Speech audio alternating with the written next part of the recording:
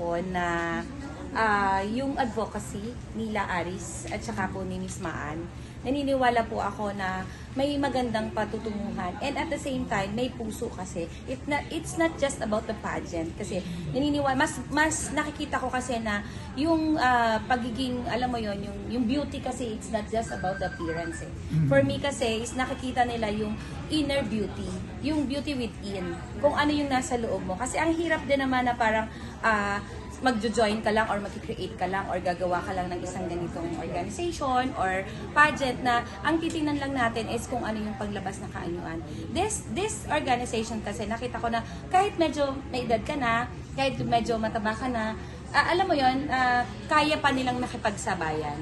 And also, nakikita ko din sa kanila na yung organization kasi nila talaga is mayroong patutunguhan eh. 'Di ba? Alam naman natin meron silang beneficiary. And ako po kasi mas alam mo yon, mas ano po kasi yung puso ko sa mga ganong like yung may mga hydrocephalus. Meron din kasi akong mga institution na tinutulungan po. Alam po ba yung advocacy ng pageant na ito?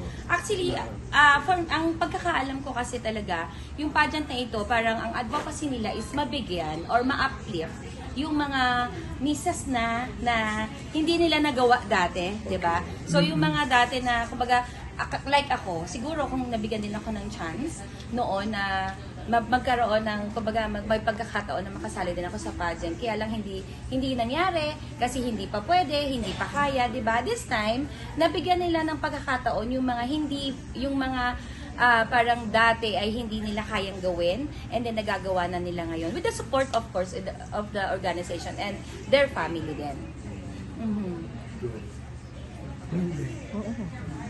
Pero nung ma'am, hindi ka ba sumali dati sa mga beauty pageant nung magkapanahonan na medyo... Hindi po. Hindi. Hindi po kasi for me kasi unang-una hindi ko siya forte.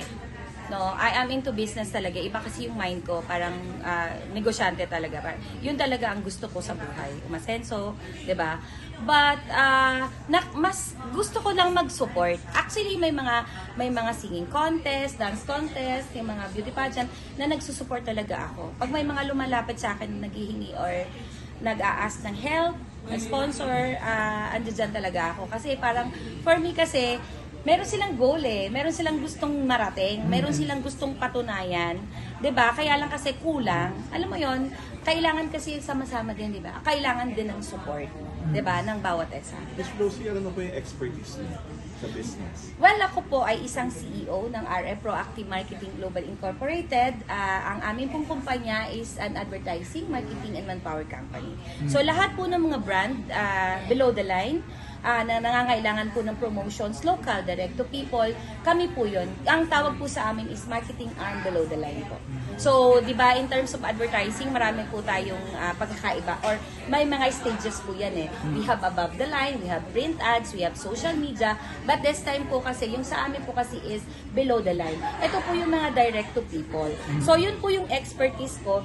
Before kasi, isa lang yung kumpanya namin. It's RF Proactive Marketing Global Inc. And then, nagtayo po ako ng sister company, ang PCT Southern Lights Marketing Solutions Inc.